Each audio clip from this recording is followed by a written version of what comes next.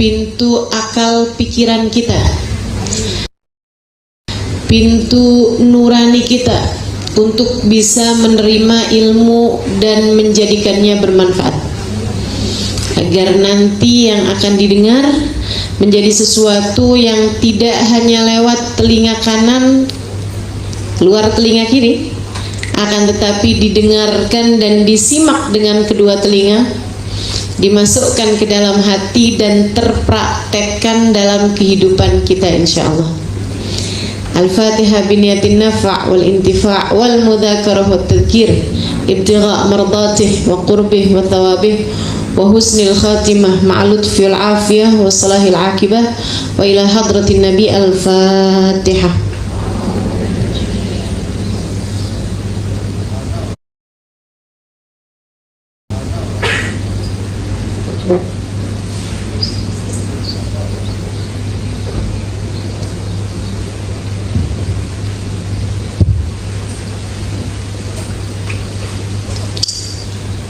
Belajar dari wanita salehah dulu dan kini. Oke, kita mulai dari yang dulu-dulu. Wanita salehah sebagaimana kaum laki-laki yang saleh akan selalu ada dari sejak awal penciptaan manusia sampai kepada zaman akhir, sampai kepada jelang hari kiamat. Kalau udah jelang hari kiamat, itu yang hidup hanya Al-Fajir Ibnul Fajir, orang yang buruk, anaknya orang yang buruk.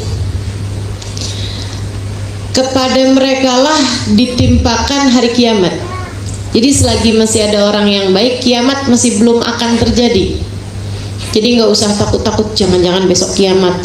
Masih jauh kiamatnya. Ustazah yakin saya. Masih masjid-masjid penuh, masih orang-orang berbuat kebaikan masih banyak, ya. Walaupun nggak diliput media, nggak dimasukin media sosial, ada banyak orang-orang yang terus berbuat kebaikan.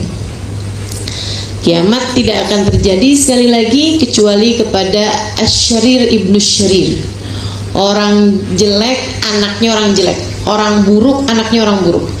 Kalau masih sekarang nih orang udah buruk semua, tapi bapaknya masih soleh, ibunya masih soleha, itu masih belum terjadi kiamat. Demikian katanya baginda kita Nabi besar Muhammad sallallahu alaihi wasallam. Jadi yang bilang kiamat 30 tahun lagi hoax itu ya. Enggak lah, tenang aja. Jadi yang belum kawin nggak usah khawatir. Yang masih pengen punya anak boleh, nggak apa-apa, silahkan. Yang masih mau kuliah segala, lanjutkan. Insya Allah mudah-mudahan kiamatnya masih agak jauhan. Kiamatnya jauhan, matinya yang belum tentu. Teman-teman saudara sekalian yang saya muliakan, kembali kepada orang solehah, sekali lagi akan selalu ada sepanjang zaman. Dari yang dulu-dulu, salah satu perempuan solehah yang saya kagumi kisahnya Allah ceritakan dalam Al-Quran, ibunda Nabi Musa. Kabarnya namanya Yukabid. Ini saya pakai kabarnya. Kenapa? Karena tidak disebutkan namanya dalam Al-Quran. Nah, kan? Yukabid ini teman-teman saudara sekalian, ibunda Nabi Musa alaihissalam, beriman kepada Allah Subhanahu wa taala, beribadah pada Allah Subhanahu wa taala sesuai dengan ajaran-ajaran para nabi yang membawa kepada ajaran agama Islam pada masa tersebut. Akan tetapi pemimpin mereka adalah seorang yang sangat zalim. Tahu kan siapa namanya? Duh, mau top up e-wallet kena potongan melulu. Makanya top up e-wallet gratis. Tahu siapa namanya? Oke. Mas Fir'aun ini punya istri sangat solehah juga, luar biasa ya. Namanya Mbak Asia. Jadi Fir'aun aja yang udah segitu jahatnya, istrinya solehah loh. Jadi jangan bilang suami saya nih orang kurang soleh, kok bisa punya istri sesolehah saya.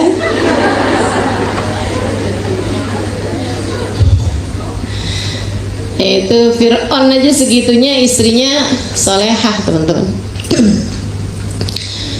Yukabid tepat malam itu melahirkan. Di malam yang sama Fir'aun dapat mimpi bahwasanya kekuasaannya akan hancur, dirinya akan dihancurkan oleh Allah Subhanahu wa taala oleh seseorang yang lahir malam itu. Hikmahnya Allah, teman-teman. Allah punya segala macam urusan, segala macam kisah ya yang tidak bisa kita reka-reka. Kita nggak bilang kenapa sih Allah nggak bikin hamba yang tercinta tuh mulus-mulus saja gitu jalannya. Nggak bisa gitu. Pas malam lahirnya Nabi Musa, pas pulang, Allah Subhanahu wa taala jadikan Fir'aunnya ngimpi begitu. Fir'aun ini begitu mimpi seperti itu, besok paginya dia kumpulkan para jenderal, kumpulkan para pengawal, kemudian dia bilang, dalam hari-hari ini cari tahu anak-anak laki-laki yang lahir pada masa-masa ini, yang umurnya belum setahun, yang umurnya belum sebulan atau belum setahun lah kurang lebih, bunuh mereka semua. Kenapa? Tentu saja karena dia khawatir kekuasaannya, kerajaannya akan dihancurkan oleh orang yang lahir pada hari tersebut. Sebenarnya itu kan menunjukkan bahwa Fir'aun itu kan bukan Tuhan. Betul nggak? Kalau dia Tuhan, ini Allah lagi ngejakin nih, kamu ngaku-ngaku jadi Tuhan, dapat ngimpi begitu aja udah kalang kabut, panik dia kemudian. Teman-teman saya sekalian, waduh, akhirnya semua pengawal masuk, semua tentara nih masuk satu kampung, cari tahu siapa aja anak kecil yang ada di tempat tersebut, bunuhin satu demi satu depan orang tuanya, langsung penggal. Sehari, 2 hari, 3 hari, para pengawal tersebut berdatanganlah ke tempatnya Nabi Musa. Usianya baru 3 hari. Wah, kocar-kacir orang di kampung tersebut, pulang ke rumahnya dan menyelamatkan anak-anaknya, tapi nggak bisa diselamatkan. Semuanya datang pengawal, tebas lehernya. Suara teriakan ibu, suara ketakutan anak-anak kecil, suara bayi yang menangis, kemudian berteriak, kemudian hilang suaranya karena lehernya sudah tertebas pedang pengawal. Ibunda Nabi Musa, usia anaknya 3 hari, teman-teman sekalian, kebingungan. Ini mau dibuang di mana? Disembunyikan di mana nih anaknya nih? Mau ditaruh di mana dulu nih? Tapi subhanallah, seperti yang tadi saya sampaikan, perempuan yang soleha, ia panik juga, ia khawatir juga, akan tetapi tahu, perempuan yang soleha selalu tahu kemana ia harus bersandar dalam segala keadaan. Perempuan yang solehah tahu kemana ia harus menyerahkan dirinya di saat keadaan-keadaan di luar kontrol terjadi. Tidak bisa semua hal berada dalam kendalimu. Ketika ada sesuatu hal terjadi di luar kendalimu, kemana kamu akan pergi pada saat itu? Perempuan solehah tahu kemana ia harus pergi.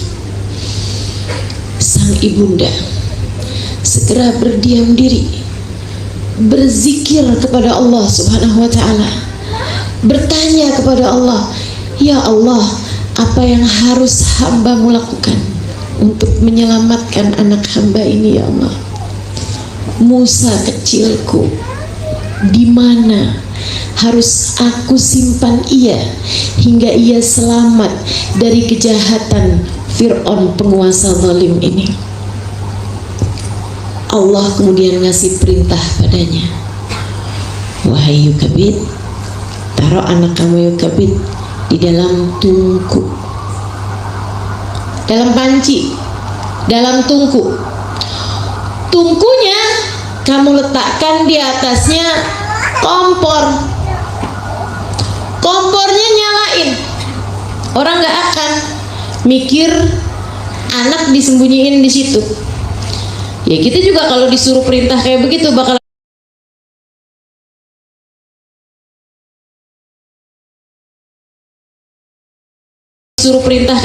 bakalan, ya anak saya kagak mati dibunuh, mati jadi mati jadi daging bakar ya, mati juga kan ujungnya.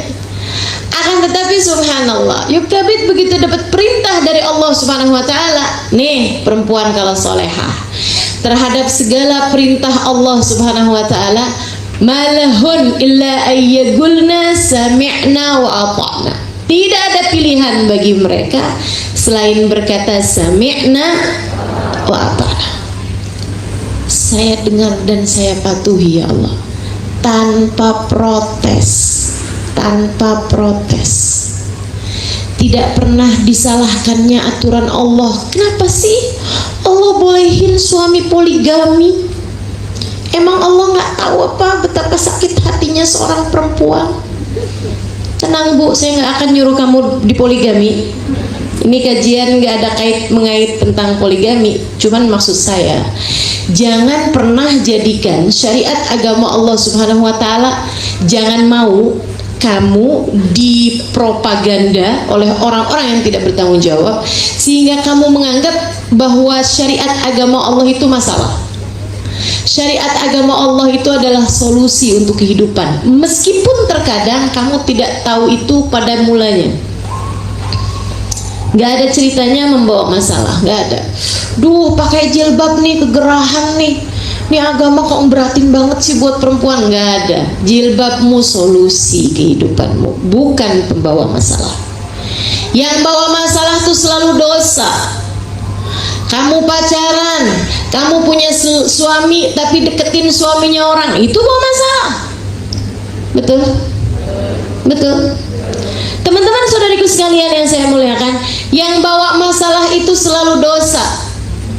Dan selalu saja syariat agama Allah adalah solusi untuk kehidupan kita, apapun bentuknya teman-teman saudariku sekalian. Meskipun terkadang kayak Yukabid, kelihatannya tuh kayak bukan solusi, tapi kayak masalah gitu. Anak disuruh taruh di atasnya api, tapi iman, keimanan kepada Allah membuatnya berkata sami'na wa ata'na. Dia bawa anaknya kemudian ditaruh di atasnya tungku, tungkunya lagi nyala gitu ya, ditutupin pula tungkunya itu, ditutupin pula pancinya itu, tungkunya. Teman-teman sekalian saya muliakan, habis itu kemudian masuklah pengawal. Berapa orang lengkap dengan pedangnya semua. Kami dengar di sini ada anak, mana dia anaknya? Dilihat masuk ke kamar, bongkar-bongkar lemari, sampai naik-naik ke atas atap, diperiksa, mungkin ada kesimpan anaknya di situ, gitu ya. Dilihat sampai di bawah-bawah, barangkali ada ruangan bawah tanah atau misalnya di bawahnya ada apa gitu yang bisa diletakkan anak di situ, nggak ketemu juga gitu kan. Lihat lagi, katanya di sini ada anak, cari-cari lagi mereka, dan mereka berulang-ulang kali melewati tungku yang sedang menyala tersebut, tapi tidak pernah menyangka bahwa sang ibunda meletakkan anaknya di sana dengan petunjuk Allah. Mereka membuat tipu daya, tapi Allah punya tipu daya, dan tipu daya Allah Subhanahu wa taala selalu menang di atas tipu daya siapapun. Teman-teman saya sekalian, kemudian mereka pun keluar dalam keadaan kecewa. Ibundanya nggak langsung ngambil anaknya, takutnya mereka balik lagi. Selang berapa lama mereka lihat pasukan semua udah pergi, barulah kemudian ibunda mengangkat anaknya. Masya Allah, tidak terluka sedikit pun, tidak tergores sedikit pun, tidak tersakiti sedikit pun. Begitu dibuka, anaknya dalam keadaan nyaman, tenang. Kalau kamu serahkan segala sesuatu kepada Allah, teman-teman saudariku sekalian, seperti itulah yang akan terjadi. Kenapa ada banyak kesalahan dalam hidupmu? Kenapa ada banyak penyesalan dalam hidupmu? Karena kamu tidak menjadikan Allah sebagai pemutus dalam kehidupanmu. Jadikan yang mutusin urusan tuh Allah aja, gak usah dirimu. Jangan percaya sama hawa nafsu. Jangan percaya sama dirimu. Saya pernah tulis, orang bilang percaya dirilah. Guru saya bilang, jangan percaya sama diri, percayalah sama Allah. Dirimu lemah, dirimu bodoh, akan tetapi Allah maha kuat dan Allah maha mengetahui segala sesuatu. Kalau kamu dilamar sama seorang laki-laki, jangan kemudian kamu lihat nih romannya mukanya baik apa enggak. Jangan kamu lihat, tunggu dulu dia bawa apaan, bawa mobil, bawa motor. Jangan kamu lihat handphonenya mereknya apa atau pekerjaannya apa gitu. Jangan lihat begitu. Akan tetapi lihat apa Ustazah? Lihat agamanya. Enggak juga, kamu nggak bisa tahu. Kamu nggak bisa tahu juga. Terus mesti kayak gimana? Beristikharahlah. Tapi yang seperti ini nih jarang dikerjakan oleh perempuan-perempuan zaman sekarang. Karena bahkan udah jarang laki-laki datang ke rumah untuk melamar tanpa berkenalan terlebih dahulu, deket lebih dulu sama anaknya. Malah pertanyaannya bukan yang, mah udah pernah belum sih mah saya ada yang lamar. Pertanyaannya malah bukan kayak begitu, tapi orang tuanya yang nanya, nak kamu belum punya pacar untuk kamu kenalin sama mama. Kamu menjadikan hawa nafsumu sebagai pemutus, makanya salah semuanya hidupnya. Banyak salahnya maksud saya hidup kamu, karena sering kali pemutusnya adalah hawa nafsu. Makanya sering kita lihat orang sebelum kawin pengen kawin, habis kawin pengen cerai. Betul? Ada? Di sini ada? Siapa yang begitu? Investasi di bibit bikin uang bekerja sambil jalani apapun lifestyle-mu. Yuk, mulai investasi di bibit sekarang.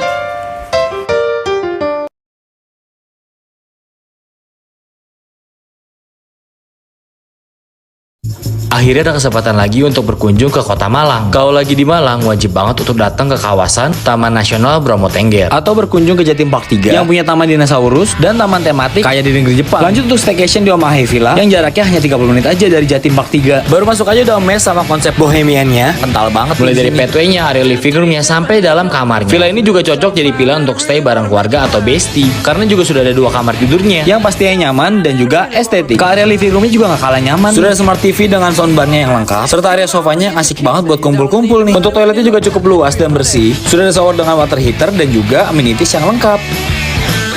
Di sini juga sudah ada area outdoornya yang asik banget dengan unsur tanaman hijaunya. Gak lupa juga ada area dapurnya yang ikonik dengan peralatan masak dan makannya yang lengkap. Jadi nggak usah worry untuk masak-masak di sini. Lanjut untuk nongkrong di Diorama Space yang jaraknya hanya sekitar 5 menit aja. Asli deh, chill banget. Anyway, aku pesan villa tadi itu di tiket.com. Gak ada alasan lagi nggak pakai tiket.com karena ada jaminan harga termurah.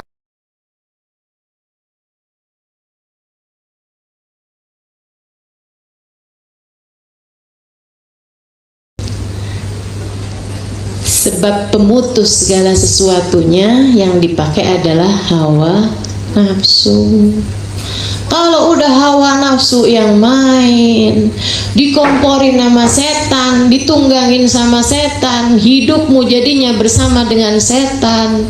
Teman-teman saudariku sekalian yang saya muliakan, kamu jadi junud setan, jadi awan setan, jadi teman-temannya setan, jadi bala tentaranya setan. Setan terus bisikin di telinga kamu, segala apapun pemutusnya adalah setan. Ya udah, kayak nggak tahu setan aja. Setan kan gitu itu modelnya. Disesatkannya kamu, disalahkannya jalan kamu, disengsarakannya hidupmu. hingga kamu dipastikan nanti kelak sebagaimana di dunia kamu telah bersama dengannya, di hari akhirat pun kamu kelak bersama dengannya. Na'udzubillah min dzalik. Teman-teman saudariku sekalian yang saya muliakan, nih, jangan biarkan pemutus segala sesuatu hawa nafsu. Kalau lagi ada masalah sama suami, jangan biarkan hawa nafsu yang memutuskan. Tapi suami kondisinya udah begini Ustazah, sebegini parahnya, udah sampai dengan mabuk-mabukan, main perempuan, sholat nggak dikerjain, apa semuanya itu. Aduh Ustazah, nggak tahan saya Ustazah, saya mau cerai aja sama dia. Tunggu dulu. Dulu kamu kawin karena hawa nafsu, sekarang kamu pisah karena hawa nafsu. Tanya, sama siapa nanyanya Ustazah? Sama orang pinter? Nggak ada orang pinter. Orang pinter itu orang yang ngerti hukum, bukan orang yang bisa tahu urusan-urusan di masa depan. Teman-teman saudara sekalian saya muliakan, nanyanya sama siapa kalau gitu? Nanya sama yang pegang semua kendali, yang mengetahui segala urusan, namanya Allah Subhanahu wa ta'ala. Beristikharahlah, sholatlah istikharah. Teman-teman saudara sekalian yang saya muliakan, saya sangat merekomendasikan, saya sangat menganjurkan, saya sangat meminta kepadamu, ini syarat mutlakmu kalau kepengen jadi seorang perempuan muslimah, salehah, afifah, azizah, mukminah, taqiyah, yang bertakwa, yang soleh, yang baik, yang sesuai dengan aturannya Allah, yang diridhoi Allah Subhanahu wa ta'ala. Jangan jauh-jauh dari sholat istikharah, meminta petunjuk kepada Allah Subhanahu wa ta'ala. Dan sholat istikharah ini dibagi dua, teman-teman. Ada sholat istikharah yang kasus by kasus, ada sholat istikharah yang harian. Para sahabat menceritakan, allamana Rasul salatal istikharah kama allamana salatil mafruḍah. Nabi Muhammad ngajarin kita salat istikharah kayak Nabi Muhammad ngajarin kita salat fardu. Pentingin banget salat istikharah ini. Dua jenis istikharah. Mungkin yang paling sering kamu dengar nih yang pertama ini. Kalau ada kasus, salatlah istikharah. Kalau ada masalah yang kamu mau putuskan, salatlah istikharah. Jangan sampai dalam seumur hidupmu nggak pernah sholat istikharah yang ini, makanya bikin keputusan akhirnya jadi salah-salah. Tanya sama Allah Subhanahu wa ta'ala. Misalnya itu tadi ya, adik-adik nih ada yang ngelamar, minta cari tahu. Mau mutusin kerja, minta cari tahu sama Allah. Bagus nggak sih ya Rob saya kerja di situ? Bukan hanya lihat gajinya berapa, bukan hanya cari tahu dapat tunjangannya apa, bukan hanya cari tahu di situ cowoknya cakep-cakep apa enggak, bosnya baik apa enggak gitu saudara sekalian. Kamu nggak pernah tahu. Berapa banyak perkara yang kamu kira jelek ternyata baik bagimu, berapa banyak perkara yang kamu kira jelek ternyata baik bagimu. Kata Allah kan gitu, asa an takrahu syai'an wa huwa khairul lakum. Berapa banyak perkara yang kalian benci ternyata baik buat kamu. Berapa banyak perkara yang kamu sukai ternyata buruk bagimu. Mau pindah rumah, mau pindah kota, mau tinggal di mana, istikharah teman-teman, istikharah. Sholat 2 rakaat sebelum tidur. Kalau udah beneran ngantuk aja sholatnya. Artinya kalau kamu masih mau ngerjain yang lain-lain, masih mau nonton Ikatan Cinta, masih mau ngobrol, masih mau ada yang dikerjakan, makan dan lain sebagainya, udah nggak usah sholat dulu gitu. Nanti kalau udah beneran ngantuk, nggak ada lagi yang mau dikerjain, wudu, sholat 2 rakaat. Usolli sunnatal istikharah rakaatain lillahi ta'ala. Habis selesai sholat, angkat tanganmu, ya Allah, Engkau tahu, aku nggak tahu. Engkau ngerti, aku nggak ngerti. Ya Allah, jika Engkau tahu urusan ini baik bagiku, urusannya urusan apa? Ya terserah apa yang kamu mau tanya ini. Kalau saya nikah sama dia ini baik ya Allah, atau kalau saya bercerai sama dia ini baik ya Allah. Tunjukkan kepada saya ya Allah dalam mimpi saya. Bagi tahu kepada saya ya Allah, baik apa enggak baiknya. Tunjukkan Fayasirhuli, dan mudahkanlah bagiku untuk menjalani itu. Jadi kasih kemudahan gitu. Mantapkan hatiku untuk dapat melakukan. Ya Allah, jika ternyata perkara ini tidak baik bagiku, baik bagi duniaku ataupun akhiratku, untuk masa sekarang ataupun yang akan datang, diriku ataupun seluruh keluargaku, ya Allah, jika memang tidak baik, maka beritahu aku ya Allah lewat mimpiku, dan jangan jadikan aku menjalaninya, jangan beri kemudahan untuk menjalaninya, halangkan aku darinya, dan berikan kemantapan aku untuk meninggalkannya. Ninggalin pekerjaan tersebut, ninggalin dilamar orang tersebut gitu kan, ninggalin nikah, seperti itu. Kemudian usahakan untuk tidur dalam keadaan punya wudhu, dan sebelum tidur itu jangan mikir-mikir mudah-mudahan hasilnya bagus, nyari kerjaan sekarang susah. Cantikmu menggerakkan sesama, menggerakkan keberanian. Dengan mudah-mudahan hasilnya bagus, tuh cowok cakep dah pokoknya. Jangan gitu. Biarkan yang memilihkan untukmu adalah Allah SWT. Ustazah dapat hasilnya, dapat. Ustazah pernah kerjain, sering. Jangan salah ya, sering. Sebab menurut saya tidak punya cukup keberanian untuk menjalani kehidupan saya sesuai dengan mau saya. Maka saya biarkan sang pemilik saya untuk menentukan untuk saya yang terbaik untuk saya jalani. Yang namanya hidup, teman-teman sekalian, kalau ada pemandunya kan enak. Kalau nggak ada pemandunya kan nyasar-nyasar, betul? Maka biarkan Allah memandu hidupmu seperti mana Allah telah memandu hidupnya Yukabid. Nah, istikharah yang kedua, nah ini teman-teman bisa lakukan setiap pagi. Yang tadi itu kerjain kalau bisa malam Jumat. Kalau belum dapat jawabannya, ulang lagi besok harinya, besok malam. Belum dapat jawabannya, ulangi lagi besok malam. Belum dapat jawabannya, ulangi lagi besok malam. Insya Allah sih nggak sampai seminggu kamu udah akan dapat jawabannya. Tapi dikerjakan berketerusan selama seminggu lah kurang lebih. Saudara sekalian, kalau udah dapat jawabannya jangan tawar-tawaran. Tuh, hasilnya jelek ya. Mungkin istikharahnya yang kurang pas. Dah nggak ada begitu, nggak ada.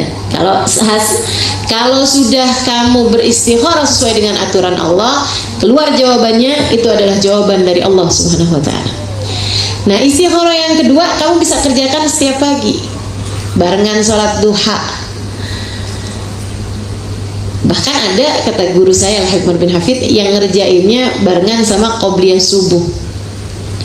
Nah, tapi ya selama ini yang sering banyak dilakukan bersama dengan sholat duha. Jangan berani keluar rumah, jangan berani beraktivitas urusan segala macam sebelum beristikharah ini. Istikharah yang kedua ini bukan ada kasus, enggak. Ini istikharah umum aja, bukan istikharah khusus, istikharah yang umum.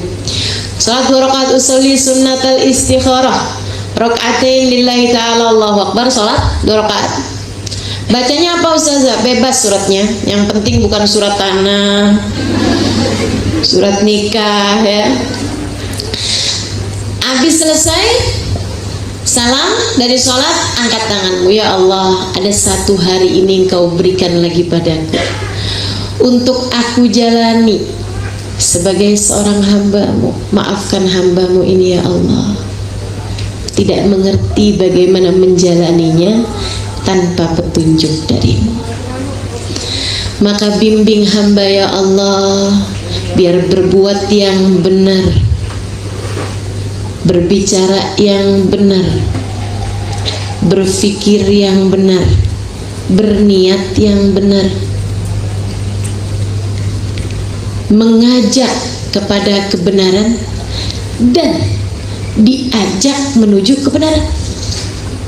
Ya Allah, jangan jadikan hamba melakukan yang buruk, yang jelek, yang dosa, atau berbicara yang buruk, atau berpikir yang buruk, atau berniat yang buruk. Ya Allah, jangan jadikan hamba-Mu ini mengajak kepada keburukan ataupun diajak kepada keburukan. Bimbing selalu ya Allah sepanjang hari ini, sehingga aku dapat menjadi hamba-Mu yang Engkau inginkan, sebagaimana Engkau telah menjaga hamba-hamba-Mu yang soleh-solehah sebelumku ya Allah. Jaga aku bersama dengan mereka. Gitu. Harus gitu saja. Saya nulisnya tadi belum keburu, nggak apa-apa, nggak harus begitu. Silahkan kamu berkreativitas. Sebab urusan doa ini namanya ibadah ghair mahdhah. Ibadah ghair mahdhah itu bukan ibadah ritual. Sehingga maksudnya bukan ibadah yang sudah diaturkan secara syariat, deh. Lain sama sholat. Kamu nggak boleh berkreativitas dalam sholat. Nih kayaknya ruku ini gerakannya kurang simetris. Nggak usah ngarang-ngarang sendiri dah. Takbirnya nih kayaknya agak tinggian tuh biar sekalian tarik nafas. Nggak usah. Udah yang diaturin sama Allah caranya sholat, shollu kama ra'aitumuni usolli. Puasa juga gitu. Udah sesuai aturannya dari subuh ke maghrib. Udah nggak usah diatur-atur lagi. Kayaknya maghrib kurang cukup dah. Sampai kira-kira jam 10 malam gitu. Nggak usah teman-teman saudariku sekalian. Itu udah aturan-aturan dalam ibadah udah diatur kayak begitu, nggak usah main kreativitas. Tapi ada jenis ibadah yang Allah memerintahkan kita secara umum. Kata Allah, ud'uni astajib lakum, berdoalah kamu niscaya akan aku ijabah. Maka berdoa itu adalah ibadah ghair mahdhah, ibadah yang tidak diatur secara tekstual harus doanya seperti apa gitu. Ada beberapa doa-doa yang diajarkan sama Nabi, tapi selebihnya kamu boleh memilih doa seperti mana yang kamu inginkan. Alhamdulillah ada berita bahagia atas izin Allah di pondok ini bertumbuh bergerak 24 jam, semua pahala kebaikan mengalir insya Allah untuk orang-orang yang mensupport dan mendukung pondok ini. Dan berita bahagia akan segera berdiri Ustaz Lutfannya Masjid Asqaf Satu Doa. Masjid Asqaf Satu Doa. Masjid Asqaf Satu Doa. Masjid Asqaf Satu Doa. Ya, buat abang kakak semua yang pengen support, insya Allah tanahnya seluas 9 hektar. Insya Allah masjid ini akan dibangun di tanah seluas 9 hektar. Dan begitu nanti masjidnya jadi, langsung ada santrinya, langsung ada kegiatannya, sehingga pahalanya mengalir. Kalau boleh saran, berwakaf atau berinfak ini diniatkan atas nama orang tua, sehingga pahalanya mengalir bukan hanya untuk kita tapi juga untuk kedua orang tua kita. Inilah yang disebut dengan infak anak soleh. Jadi anak soleh yang berinfak, mudah-mudahan kebaikannya mengalir. Nanti bisa ditransfer ke nomor rekening dengan kode bank 4515708700008 atas nama Masjid Asqaf. Berkah selalu, mudah-mudahan masjid ini segera diwujudkan Allah, dan mudah-mudahan semua keluarga besar Asqaf dirahmati Allah, diberkahi Allah, dan masjidnya bisa jadi. Serta tadi ada mall, ada pembangunan fisik yang juga tadi saya sudah lihat videonya. Mudah-mudahan segera diwujudkan Allah dengan cara-cara terbaik. Jazakumullah khairan. Assalamualaikum warahmatullahi wabarakatuh. Waalaikumsalam.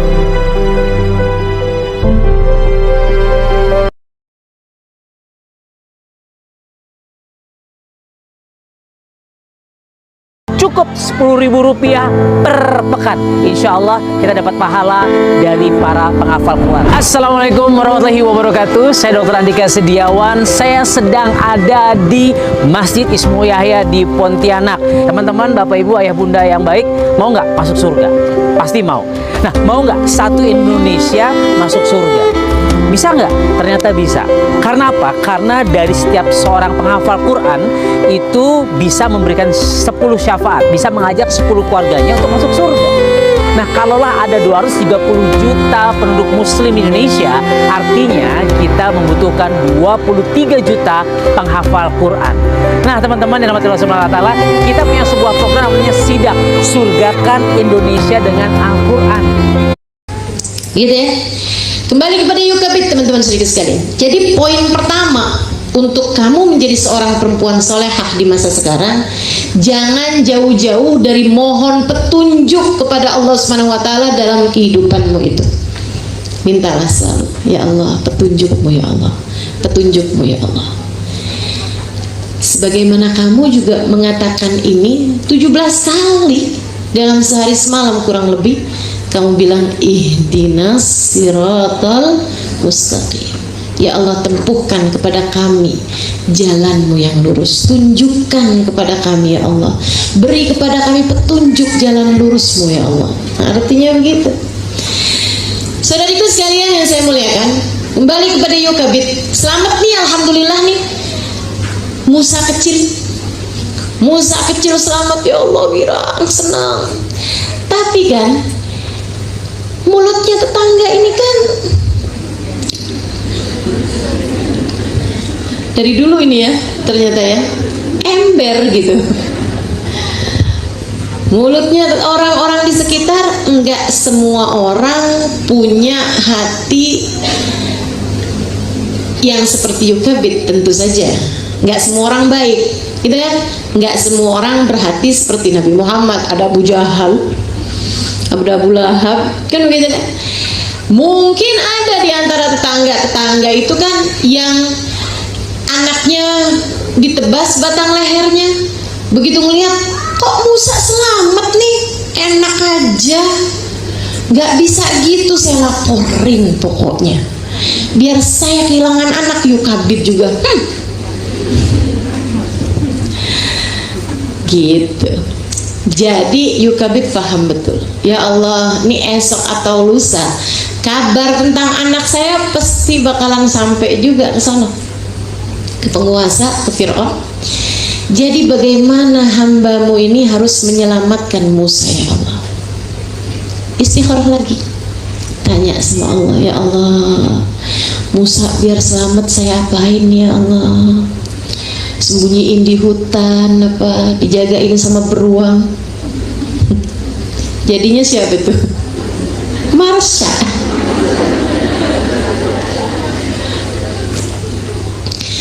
Teman-teman sekalian, mintalah petunjuk kepada Allah. Yukabid ini Allah kasih petunjuk. Alqihi fil yam, kata Allah bilang sama Yukabid, bawa dia ke sungai. Sungai ya Allah. Terus diapain? Hanyutkan anakmu ke sungai.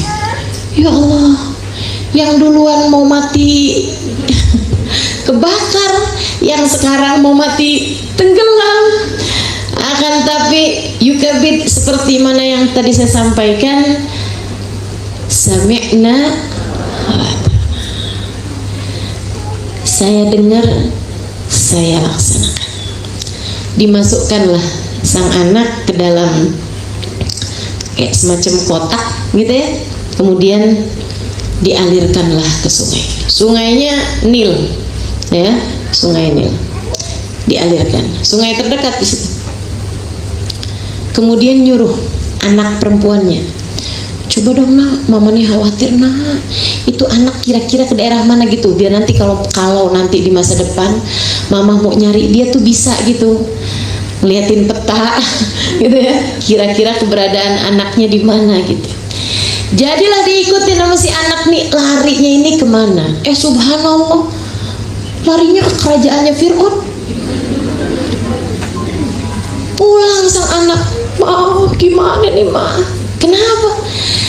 Musa malah masuknya ke ini ke kerajaannya Fir'aun. Aduh nak, gimana ya nak? Tapi kan itu perintahnya Allah nak. Bersama dengan perintahnya Allah kita tidak akan pernah celaka. Dengar? Bersama dengan menjalankan perintah Allah kita tidak akan pernah celaka. Jalankan perintah Allah dan kamu akan selamat, teman-teman sekalian. Tidak di dunia, tidak pula di hari akhirat. Selamat. Udah, jalanin aja perintah Allah, selamat. Kamu jaga hati, kamu jaga pikiran, kamu jalankan perintah Allah, selamat kamu dunia dan akhirat. Selagi Allah bersamamu, Allah lah sang pemberi keamanan dari segala ketakutan. Masuk tuh, beneran dah tuh, Asiyah lagi mandi ceritanya. Kan orang mandi dulu kan di sungai, walaupun permaisuri, tapi jangan dikirain itunya sama tempatnya gitu ya. Wow, cakep banget dah tuh tempat pemandiannya Asia, kan istri raja gitu, raja terbesar pada masa tersebut. Asia lagi mandi, tahu-tahu kelihatan dari kejauhan, ada apaan tuh? Saatnya eksplor destinasi seru di Asia. Nikmati diskon hingga 30% plus ekstra diskon untuk banyak pilihan hotel di Diambil sama Asia. Pas dibuka, lucunya, kata Allah, aku letakkan dalam hatinya rasa cinta, aku letakkan dalam hatinya rasa sayang. Itu ternyata senjata terbesar kehidupan umat manusia. Senjata terbesar menjadi seorang ibu, cinta. Cintai anakmu. Senjata terbesar seorang istri kepada suaminya, cinta. Membuatnya bisa ngerjain apa aja pokoknya asal cinta. Teman-teman kan biasa nonton film India biasanya kalau begini ya, film India, film Korea tuh kayaknya pokoknya demi untuk yang tercinta, wah udah deh apa aja, gunung kan ku seberangi, gunung kan ku daki, laut kan ku seberangi. Terus ditanya, kamu kok nggak jadi pergi ke sini, gerimis? Saudariku sekalian yang saya muliakan, cinta tuh menjadikan, subhanallah, dapat membuat seseorang dapat melakukan hal-hal di luar nalar. Begitu dia lihat laki perempuan ya, pas dibuka, laki-laki. Waduh, gimana nih Mas Fir'aun ini ya urusannya, kan semua bayi-bayi dibunuhin gitu. Akhirnya kemudian masuk sambil dibawa nih, udah siapin jawabannya. Oke. Nih, kamu jadi soleha, kamu juga harus pintar. Berpikirlah dulu sebelum berbicara, jangan sebaliknya. Udah ngomong panjang lebar, aduh nyesel gue tadi ngomong begitu ya, nyesel dah saya tadi ngomong begitu, gimana sih, wah habis ini urusannya berat nih. Nih dia nih, kalau si Asia ini teman-teman saudaraku sekalian, dia adalah seorang perempuan yang tidak hanya soleha seperti yang tadi saya sampaikan, tapi juga otaknya jalan gitu. Sebelum ngomong udah dipikirin dulu nih, nanti kalau Fir'aun tahu, kan nggak mungkin nggak tahu juga, orang tinggal barengan kok, serumah sekamar, mau nggak tahu gimana ceritanya, mau disembunyiin di mana nih anak gitu. Dia kan bisa tahu juga. Kata Fir'aun, apa tuh Asia? Saya dapat hadiah. Tunggu dulu, itu apa? Oh, anaknya itu ya, anak bayi ya. Coba lihat, laki-laki apa perempuan? Langsung buka pedangnya.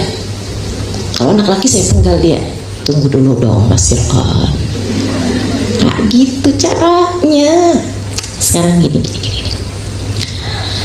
Kamu sama saya sama-sama tahu bahwa kalau takdir itu sudah ditentukan, kamu mau, kamu nggak mau, kan pasti terjadi juga. Takdir bahwa kerajaannya akan direbut oleh seseorang anak yang lahir pada malam tersebut itu loh. Kan itu kan mau nggak mau kan akan terjadi juga tuh takdir. Iya benar, kata Fir'aun. Dia bilang, dan kalau itu adalah takdirmu, anak ini bagaimanapun pasti akan terselamatkan. Kalau ternyata dia itulah anak ini nih, dan emang benar ternyata kan, kalau ternyata itu adalah anak ini, sekurangnya kamu nggak usah susah-susah nyarinya. Iya juga ya. Saya bilangin ya sama semua istri di sini, suamimu nggak Fir'aun amat. Fir'aun aja masih bisa dibujukin sama Asia. Fir'aun aja masih bisa dibujukin loh sama Asia.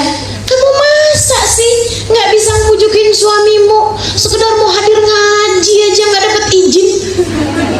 Sekedar mau hadir pengajian aja nggak dapat izin. Nah itu kan saya nggak nyalahin suaminya, tuh seringkali tuh saya nyalahin, mohon maaf, istrinya yang nggak pinter-pinter ngebujukin suaminya. Tapi coba setiap habis pulang ngaji senyumnya lebih lebar. ngurusin suaminya lebih jelas, adabnya lebih terjaga, kata-katanya lebih santun. Ini kok kayaknya istri saya sekarang agak ada peningkatan ya ini ya, naik level. Tanya gitu kan, kamu habis dari mana sih? Habis ikut itu, hadir majelis siapa? Ustazah Halimah Idrus. Wah bagus. Kalau kapan-kapan dia dengar besok ada majelis loh, saya boleh hadir ya? Siapa yang ngisi? Ustazah Halimah. Hadir. Gitu. Teman-teman saudariku sekalian yang saya muliakan, jadi tuh menurut saya hati siapapun tuh sebenarnya masih bisa dibujukin, apalagi hati suamimu. Bujukin, bukan omelin. Ustazah, suami saya tuh ustazah, ya Allah, nggak mau sholat sampai sekarang. Saya udah bangunin ustazah, saya udah tegur, udah amar ma'ruf nahi mungkar, nggak mau sholat juga nih ustazah. Ya Allah ustazah, gimana caranya? Saya kalau ditanya gitu kan, saya bilangin gitu, suamimu nggak sholat nggak jadi tanggung jawabmu loh. Oh ya gitu ustazah. Jadi kalau suami kamu nggak sholat, kamu nggak dosa loh. Oh gitu ustazah. Kamu ngomelin suami dosa loh. Maksudnya ustazah? Kamu tuh teman-teman saya sekalian nyuruh suami sholat pakai ngomel, padahal suami sholat, suami nggak sholat, kamu nggak dosa, kamu ngomel sama dia dosa. Ini kan salah-salah mikirnya nih. Betul.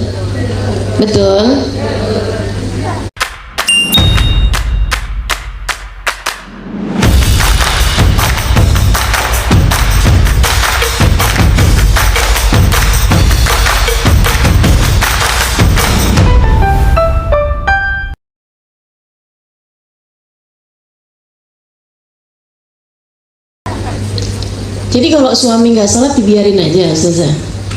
Ya, bukan gitu juga. Bangunin dengan cara yang baik, kan gitu ya? Ajakin sholat dengan cara yang baik. Cara yang baik itu cara yang bagaimana? Tunjukkan dengan perilakumu, tunjukkan dengan keseharianmu, teman-teman. Tunjukkan dengan keindahan perilakumu. Nanti tuh akan mengalir juga, dia akan bergerak juga ke arah yang sama. Kamu pernah lihat mixer? Pernah lihat orang bikin kue tuh pakai mixer? Pernah tahu? Saya pernah lihat teman saya bikin kue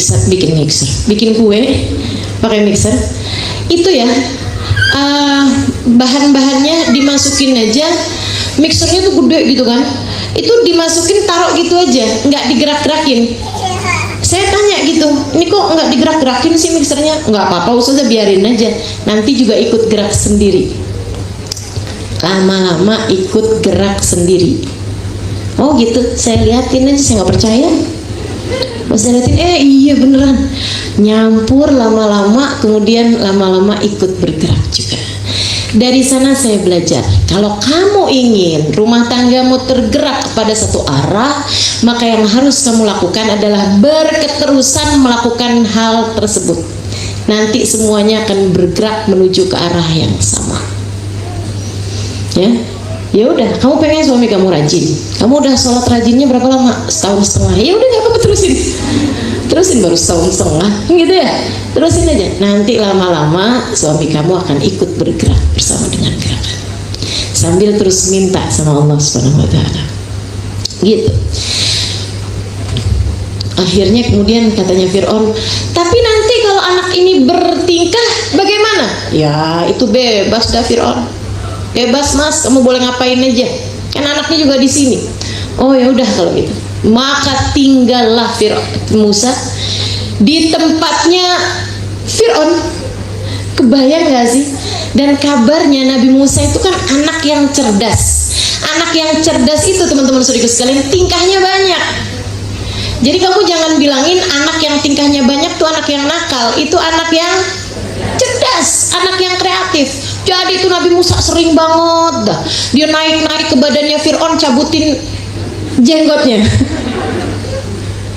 cabutin jenggotnya, masya Allah. Itu Sayyidina Musa alaihissalam. Hari itu kan nih anak nih kan harus dikasih makan dong. Begitu Fir'aun setuju, Asia cari tahu siapa nih diantara istri-istrinya pengawal atau istrinya jenderal, istrinya menteri yang sedang punya anak kecil. Panggilin semuanya yang lagi pada punya anak yang menyusui. Tolong dong susuin anak saya. Allah bikin faharamna alaihil maradi', kata Allah, maka aku halangkan ia dari semua tukang-tukang susu. Setiap kali masuk mulutnya Musa lepeh lagi, masukin itu lepeh lagi. Waduh, ini bahaya nih. Oh, ini kali nih ibunya nih agak badannya agak ini nih kayaknya lezat ini nih susunya nih. Ya nih, yang lagi lepeh lagi. Ya Allah, mulai galau. Gimana ya, Mas, saya boleh ngasih pengumuman ya ke istana?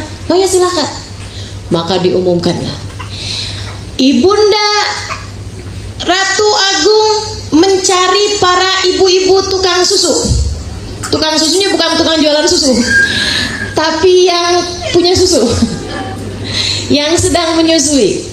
Silakan ke sini. Nanti kalau ada yang pas, ada yang sesuai, ditinggalkan di istana, disiapkan segala sesuatunya untuk dia tinggal di tempat tersebut selama masa penyusuan. Jadi itu lengkap semua tuh, dikasih makan, dikasih pakaian, dikasih semuanya, pokoknya kerja jadi tukang susu. Subhanallah nggak sih teman-teman saudara sekalian? Sementara sang ibu nih dari mulai dikasih tahu, mah itu mah larinya ke istana mah, mamanya ya Allah sedih bener. Ya Allah, jaga Musa, ya Allah, jaga Musa, ya Allah, aku mencintainya dengan linangan air mata. Allah kemudian mengatakan, faradadna kaitaqarra ainuha wa la tahzan. Kata Allah, maka kami pun mengembalikan Musa sampai sama Allah dibikin tuh skenarionya sebegitunya. Kami halangkan semua para ibu-ibu yang dapat menyusui untuk menyusui Musa, semuanya ditolak. Kemudian kami kembalikan ia kepadamu, wahai ibu, agar kamu tidak lagi bersedih dan hatimu menjadi tenang. Kaitaqarra ainuha, agar hatinya menjadi tenang, wala tahzan, dan tidak lagi bersedih hati. Wahai para muslimah, wahai para mukminah, wahai saudari-saudariku sekalian yang ada di tempat ini ataupun yang mendengarkan kajian saya, jika kamu adalah seorang hamba yang taat kepada perintah Allah Subhanahu wa taala, meminta petunjuk dari Allah Subhanahu wa taala dan selalu berkata sami'na wa ata'na, sami'na wa ata'na, aku dengar dan aku patuhi, aku dengar, aku patuhi, tidak mengikuti hawa nafsu dalam berbagai macam urusan-urusanmu. Allah akan menganggap air matamu mahal, sehingga ketika kamu sedih, Allah akan berkata jangan sedih lagi. Apapun yang kamu lakukan, apapun yang kamu inginkan, aku akan memberikan kepadamu dengan caraku yang paling indah. Assalamualaikum warahmatullahi wabarakatuh. Banyak orang ya, Ustadz, alhamdulillah saya sudah hijrah. Ingat, hijrah baru satu langkah. Setan belum pensiun. Mungkin lagi berbalik ke belakang, mabuk lagi, pacaran lagi, zina lagi, khamar lagi, narkoba lagi. Hijrah perlu pembimbing, hijrah perlu berjamaah, komunitas. Hijrah perlu ada yang mengingatkan. Kalau sudah, alhamdulillah. Sedih kenapa kamu dalam hidupmu, teman-teman? Merasa ditinggalkan oleh seseorang. Sedih apa? Merasa dibenci oleh seseorang. Sedih kenapa? Merasa tidak cukup materi dalam hidupmu. Sedih apa? Allah akan angkat kesedihanmu jika selama ini kamu tidak pernah meninggalkan Allah. Jika dalam hidupmu kamu tidak peduli kepada Allah, kemudian begitu datang hajat, kamu pengen, kamu nangis, kata Allah, giliran diperintah susah bener, giliran dia mau, ya ampun, mintanya kayak begitu, biarin aja dah. Gitu teman-teman. Tapi Allah begitu ngelihat air mata Yukabid menetes, faradadnah, kata Allah, saya balikin tuh anak. Jadilah ibundanya, mama ada pengumuman nih mah, yuk mah kita pergi ke istana mah. Oh, mamahnya buru-buru, pakai bajunya rapi, dia pun ngantri di sana. Hadiahnya banyak buat yang berhasil, susunya diterima sama nih anak. Begitu ini kan ngantri nih perempuan-perempuan semuanya nih, tolak semua, dilepeh semua sama Nabi Musa. Begitu Yukabid menggendongnya, ya Allah, ia pun tak mampu menahan air matanya.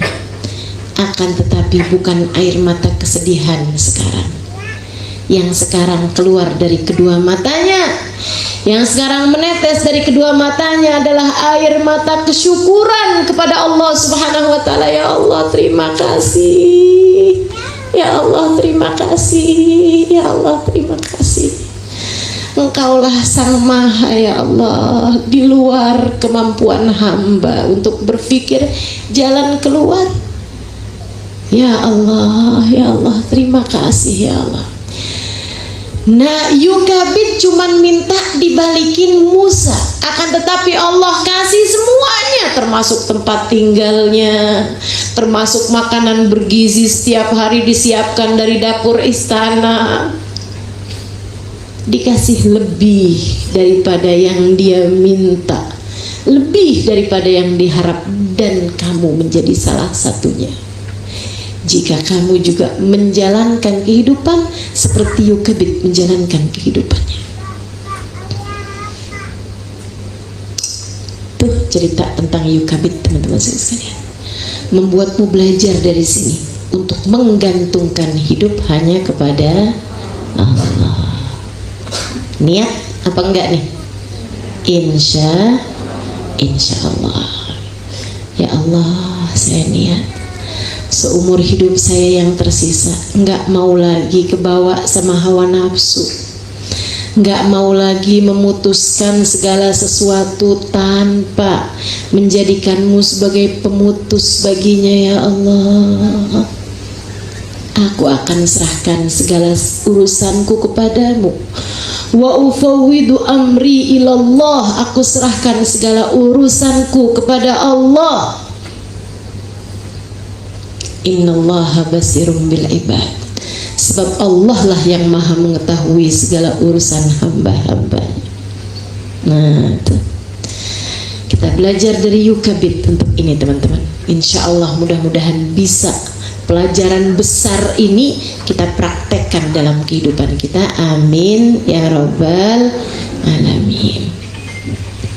Jangan putuskan segala sesuatu seperti maumu, akan tetapi biarkan Allah memutuskannya untukmu. Bertanyalah, mohon bimbinganlah, kemudian patuhilah segala apapun yang jadi perintah dan syariat agama Allah Subhanahu wa taala. Nggak pakai tawar-tawaran. Sholat duhur, asar, maghrib, isya, subuh, nggak pakai tawar-tawaran. Tapi saya lagi sibuk, nggak pakai tawar-tawaran. Tapi saya lagi acara nikahan nih, udah ada double 3 nih maskaranya sama bulu matanya, udah pasang-pasang segala macem. Ini kan make upnya mahal nih. Kalau saya wudhu, ya jaga wudhu kalau gitu. Nggak bisa, gampangan keluar angin.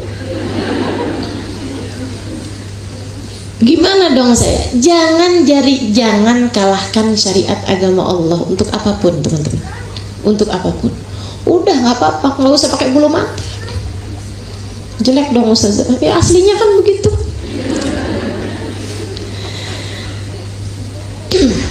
Saudariku sekalian yang saya muliakan, patuhi perintah Allah Subhanahu wa taala. Kamu kerjakan 2 hal tersebut, minta petunjuk dari Allah, patuh kepada apapun perintah Allah Subhanahu wa taala, Allah akan berikan kepadamu lebih daripada apa yang kamu mau. Itu pelajaran dari kisah perempuan zaman dulu. Ya, belajar dari perempuan solehah pada zaman dulu, dan sekarang kita akan belajar dari perempuan solehah pada zaman sekarang. Pada zaman sekarang, ini saya juga punya banyak pilihan nih. Siapa nih yang saya mau ceritakan ini ya? Hubabah Maryam. Hubabah Maryam, teman-teman sekalian. Guru saya jumpa sama beliau ketika beliau datang ke Indonesia. Jadi beliau sebenarnya kakaknya Hubabah Nur, guru saya. Saya belajar di Tarim, Hadramaut, Yaman selama kurang lebih 4,5 tahun di bawah asuhan Hubabah Nur bintil Habib Muhammad bin Abdullah Al-Haddar. Nah, Hubabah Nur ini punya kakak lain ibu, Hubabah Maryam, yang adalah istri dari seorang ulama terkemuka di Madinah, ya alhamdulillah masih hidup sampai dengan sekarang, namanya Habib Zain bin Smith. Mudah-mudahan Allah panjangkan usia beliau dalam sehat afiat insyaallah, amin. Ini Hubabah Maryam ini, teman-teman sedikit sekalian, itu seorang perempuan yang kalau tadi kamu belajar dari Yukabit tentang bagaimana hablum minallah yang terjalin begitu akrab, yang terjalin begitu erat, yang terjalin begitu indahnya, saya ingin memperkenalkan Hubabah Maryam adalah seseorang yang memiliki hablum minallah, hablum minannas yang begitu indah. Beliau itu kayak nggak pernah mikirin diri sendiri, yang dipikirin orang aja.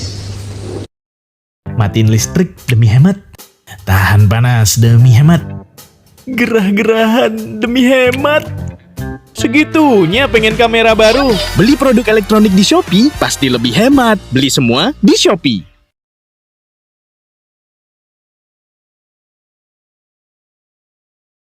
Hai Sobat Tiket, aku punya rekomendasi villa ergonomik di Lembang, Bandung. Mulai 1 jutaan aja yang bisa buat 8 orang loh. Baru masuk aja udah Sampai-sampai begitu masuk ke Indonesia nih, misalnya datang dari Madinah ya beliau, saya jemput di bandara.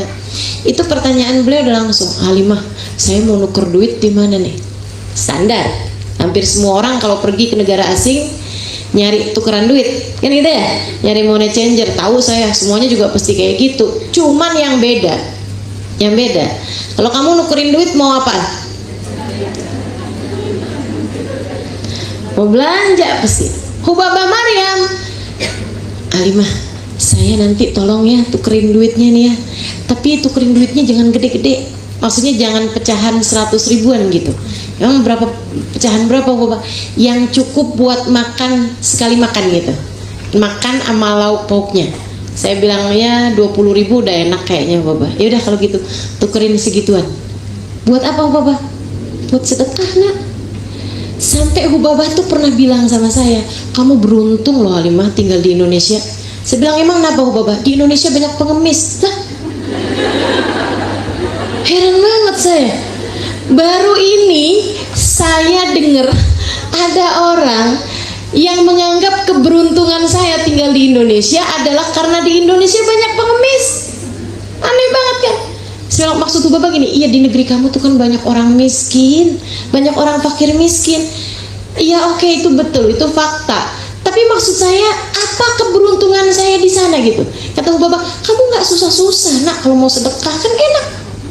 Saya kalau mau sedekah ya Allah, meski pergi dulu ke haram, mesti pergi dulu ke Masjid Nabawi untuk bisa nyari orang miskin. Tetangga nggak ada. Kalau kamu bahkan di rumah bisa diketuk pintu, apalagi kalau Jumat pagi, banyak bener yang ngetuk pintu saya.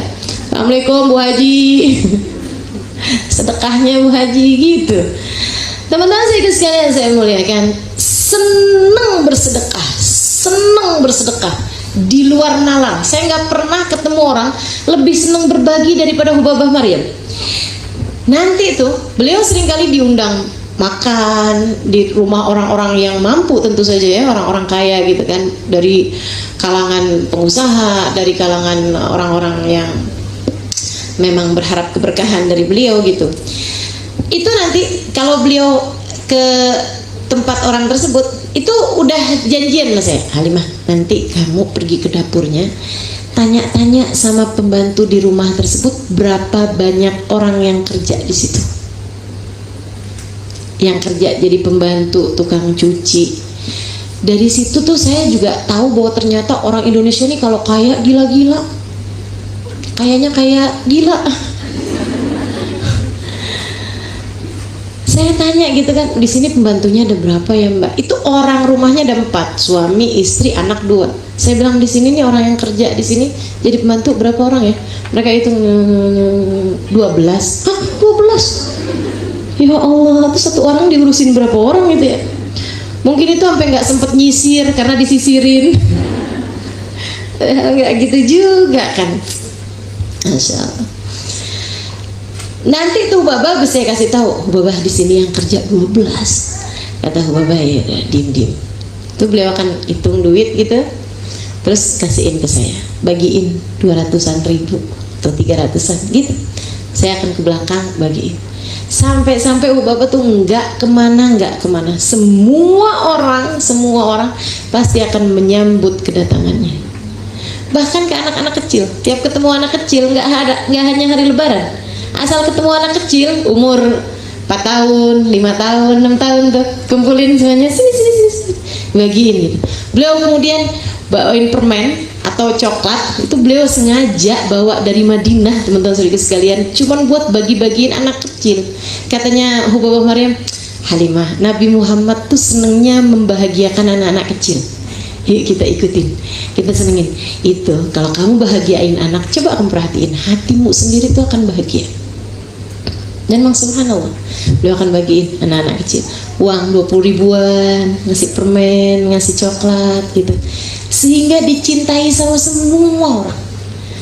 Nggak pernah ketemu orang nggak cinta sama Mbak Maryam. Mau yang udah kenal ataupun yang belum kenal, semuanya akan dibuat terkesima, terpesona, tercengang dengan akhlak mulianya beliau, teman-teman sedikit sekalian. Beliau akan tertawa, beliau akan hibur hati orang, beliau akan sampai kalau kita bertamu di rumah beliau, itu beliau suapin satu-satu tamunya. Bukan hanya kepada yang kenal, siapapun aja bertamu di rumah beliau pasti bakal disuapin sama beliau. Sayang aja beliau udah meninggal. Kalau nggak sih mau ajakin nih teman-teman ke Madinah. Disuapin. Masya Allah. Itu hatinya terbuat dari apa sih nggak tahu. Kayaknya jatah rahmatnya Allah waktu diturunin ke hatinya luar biasa banyaknya gitu. Sampai dengan rasa hati penuh kasih sayang itu, beliau menebarkan kasih sayang Allah di atas muka buminya tanpa terkecuali. Semua mendapatkan jatah kasih sayang dari Hubabah Maryam tanpa terkecuali. Satu hari beliau ngajakin saya belanja. Ya Halimah, saya nih mau ada anak saya yang saya kawinin, mau ngawinin anak. Jadi Hubabah mau beli apa? Saya bilang, saya mau beli kain buat nanti dibikin baju gitu, gaun-gaun gitu untuk acara hari-hari sudah pernikahan kan perlu banyak gaun gitu ya, orang di negeri sana. Akhirnya saya bilang, ayo deh berangkatlah. Saya sama beliau sama ada kawan saya lagi satu yang nunjukin tempat-tempat di Jakarta lah gitu ya. Di tengah jalan Hubabah kemudian buka tasnya terus, aduh gimana nih Halimah, kamu bawa uang? Enggak juga Hubabah, saya baru pulang dari Tarim waktu itu, nggak punya banyak uang juga gitu ya.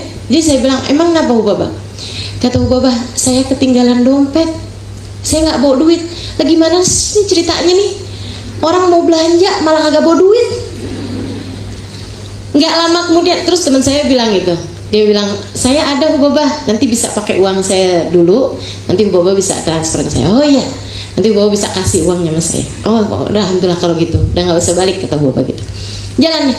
Nggak lama teman-teman sekalian, ada pengemis di jalanan tuh, di lampu merah, ada lampu merah tuh kan, ada pengemis di jalanan gitu ya, ngetuk pintu. Hubabah langsung dibuka pintunya, beliau kemudian sedekah. Saya bilang, Hubabah, katanya nggak bawa duit, kan bilangnya tadi nggak bawa duit. Terus beliau dengan santainya bilang, kalau duit yang sedekah nggak pernah ketinggalan. Saya sampai bengong setengah mati, ada gitu orang niatnya belanja, duit belanja ketinggalan, tapi duit sedekah nggak ketinggalan. Bagaimana denganmu?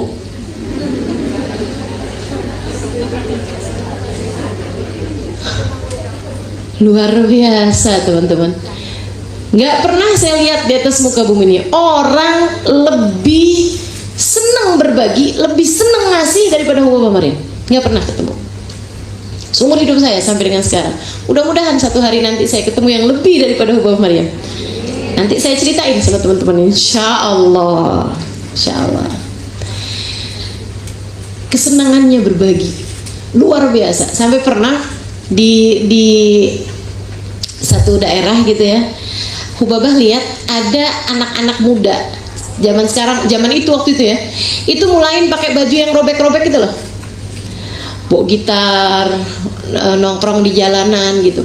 Wah, suka, Halimah sedekahin, kesian bajunya robek-robek. Saya bilangin sama Hubabah, itu Hubabah bajunya robek bukan karena miskin. Terus kenapa tuh? Ya emang modelnya tuh. Astagfirullah. Beliau nggak ngerti kok bisa gitu. Ada orang kaya bisa pakai baju yang nggak robek, malah pilih baju yang robek. Nah itu ya, otak tuh emang suka rada-rada nyeleneh mikirnya.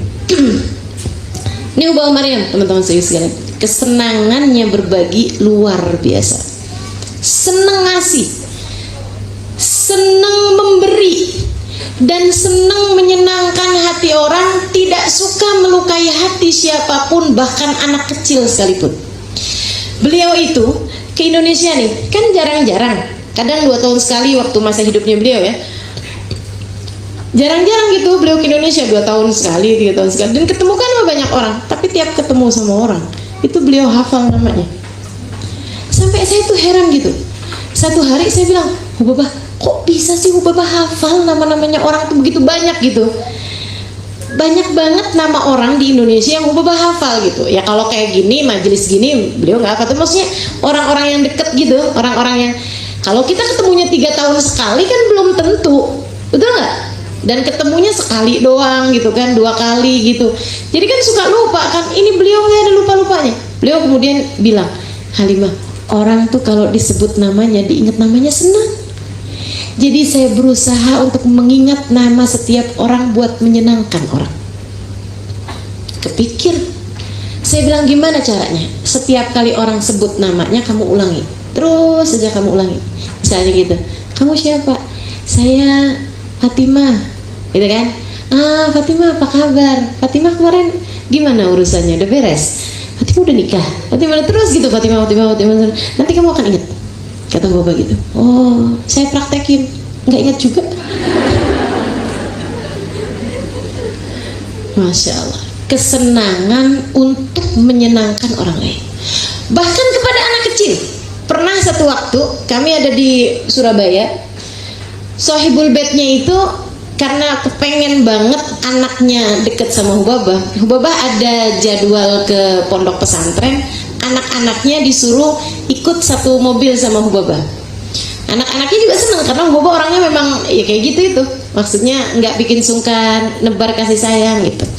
Jadi ini ada anak gitu ya, ini Hubabah, ini anak tersebut, sampingnya saya gitu. Iya, kayak gitulah posisinya ya. Oh, Hubabah di tengah, anak ini, terus saya gitu di samping Hubabah. Anak itu juga di samping Hubabah gitu. Di tengah jalan, namanya anak-anak ya, saya nggak ngerti juga gimana ceritanya, mungkin dia belum sarapan atau apa, saya nggak paham. Muntah. Yang muntahannya itu jatuh ke bajunya Hubabah. Yang Hubabah itu mau datang nyampe itu mau langsung ngisi kajian. Mau langsung isi kajian di pondok pesantren yang udah ditungguin ribuan orang di pondok pesantren tersebut. Ini bajunya ketumpahan muntahan seorang anak umurnya kayak 9 tahun gitu. Saya tuh udah yang, ya ampun, maksudnya udah nggak bisa bayangin gitu, kayak apa rasa bersalahnya anak itu, kayak apa nggak nyamannya Hubabah gitu kan. Dan biasanya kan kalau secara spontan kayak begitu kan orang akan langsung kelihatan tuh, maksudnya keselnya apa-apanya gitu. Ya ampun nak, kamu kok, nah, misalnya gitu ya. Hubabah spontannya beliau ketawa. Jadi begitu gitu muntah di bajunya Hubabah gitu ya. Saya sampai heran gitu. Kan memang ada ya orang-orang kalau kesel ketawa. Kalau marah ketawa ada loh. Ada. Kalau takut ketawa juga ada. Saya pernah ketemu itu orang kayak gitu. Jadi pas dikasih tahu sama dokternya gitu, kamu kena sakit ini. Takut. Ya takutnya malah ngakak, dia bilang ya Allah Ustazah, saya sampai bingung karena saya tuh Ustazah kalau takut saya ngakak Ustazah, ya Allah gimana tuh, lagi ada aja. Jadi Baba nih begitu kejadian kayak gitu beliau malah ketawa gitu. Terus Baba begitu habis saya ketawa beliau bilang kayak gini, ya Allah saya ingat lagi zaman saya kecil saya persis kayak kamu nak. Jadi anaknya tuh langsung senyum. Terus dia bilang, maaf bapaknya bilang nggak apa-apa, kamu persis sama kayak saya waktu zaman saya kecil. Saya kalau dibawa kemana-mana sama abah saya sama umi saya suka muntah juga. Dan langsung cair, begitu luas hatinya. Kayaknya tuh yang tumpah ya udah biarin muntahannya aja, hatinya jangan sampai tergores, hatinya jangan sampai terluka. Masya Allah. Begitu nyampe ke pondok pesantrennya, Babah langsung pamitan dulu kamar mandi sambilan minta tolong sama saya, tolong Halimah carikan daster atau apapun. Beliau bilang sambil ininya minta tolong dicucikan. Udah santai aja beliau. Beliau kemudian pakai dasternya Sohibul Bednya seneng. Babah memberikan kajian dengan pakai baju dari beliau gitu, baju dasternya beliau. Habisnya selesai dipakai sama Babah itu disimpan nggak dicuci-cuci udah. Berkahnya Babah tuh hati, saya pengen pinjem hatinya Babah Maryam. Kalau lagi ngadepin orang berasa berat-berat, ya Allah pengen pinjem saya rasa hatinya. Bagaimana mungkin bisa memiliki hati seluas itu sehingga tidak ada yang pernah tersakiti dengan ucapannya, bahkan membahagiakan siapapun bersama dengan ucapan beliau. Suaminya, ya Allah, cintanya sama Babah Maryam luar biasa. Beberapa tahun sesudah Babah Maryam meninggal, saya berjumpa dengan beliau. Saya bilang, Habib, kuluna mushtaqin lakum. Semua orang nih di Indonesia nih pada kangen semua Habib. Masa mata setuju indana. Saya bilang, kapan nih Habib mau datang nih ke kita nih? Kita udah kangen semua Habib, semua Habib gitu.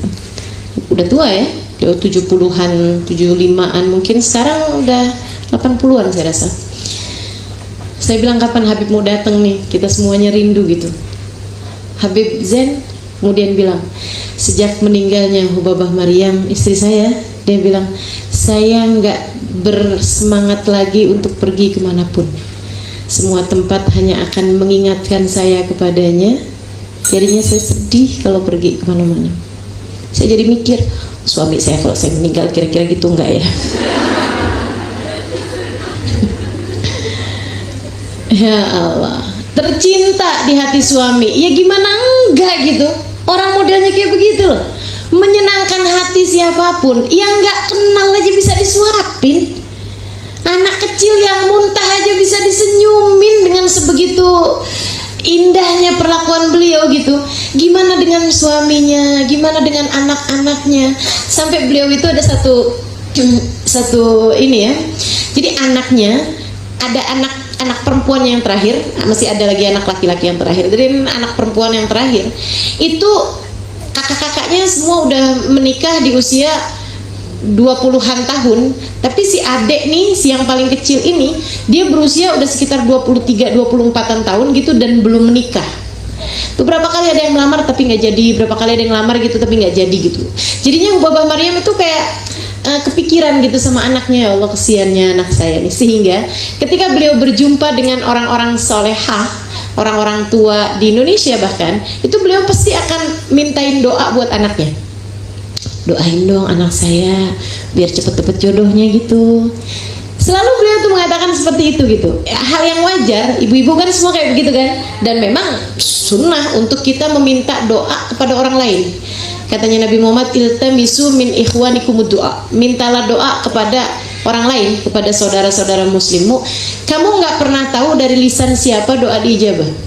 Jadi Babah nggak pernah gengsi untuk meminta doa kepada orang lain gitu. Walaupun orang, Babah masa saya doain, enggak, doain beneran. Saya minta kamu doain buat saya, buat keluarga saya, doain buat anak saya biar dia cepet dapat jodohnya. Ada hal yang menarik bahwa pernah waktu Saya dengar Hubabah tuh minta doa sama seorang perempuan kayak begitu. Nggak lama habis Hubabah jalan pergi, misalnya mau ke ruangan yang lain untuk makan atau untuk kamar mandi atau apa gitu, si anak ini kemudian, anak yang dimaksud sama Hubabah tadi loh, yang dimintain doa untuk mudah-mudahan cepet dapat jodoh itu, dia kemudian deketin perempuan ini yang dimintain doa sama Hubabah tadi tuh. Dia bilang gini, Umi, Hubabah, tolong ya doain saya biar jangan nikah dulu. Anaknya kan ini kan kebalik-balik nih kan, anak zaman sekarang anaknya yang pengen nikah. Dia bilang tolong doain saya biar saya jangan nikah dulu. Saya heran gitu, kenapa gitu? Saya bilang namanya Sakinah. Sakinah, kenapa kamu doanya malah kayak gitu? Dia bilang sama saya, Halimah, Umi saya tuh kan udah tua, Umi ini udah tua. Dia bilang, abah saya kamu udah tahu juga udah tua. Semuanya itu nggak bisa saling bantu satu sama lain. Maksudnya Hubabah Maryam agak susah untuk minta bantu suaminya.